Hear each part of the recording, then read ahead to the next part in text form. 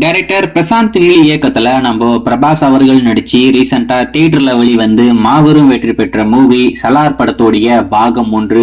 இப்போ சலார் 2க்கு ஒரு மிகப்பெரிய எக்ஸ்பெக்டேஷன் இருக்கேன்.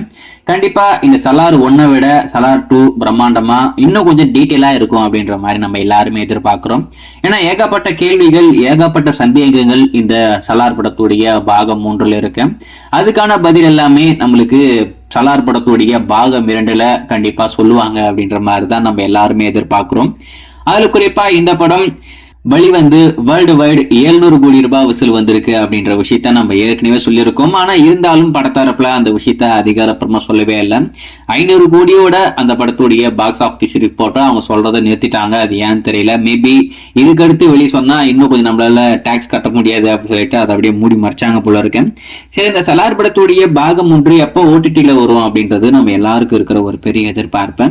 இந்த படத்துடைய டிஜிட்டல் ரைட்ஸ் நம்ம நெட்ஃபிளிக்ஸ் அப்படின்றது நம்ம எல்லாருக்கும் தெரிஞ்சு வச்சிருந்தா, அது குறிப்பா தமிழ், தெலுங்கு, மலையாளம், கன்னடா இந்த 4 லாங்குவேஜுக்கான டிஜிட்டல் ரைட்ஸை மட்டும்தான் நம்ம நெட்ஃபிளிக்ஸ் வாங்கியிருக்காங்க.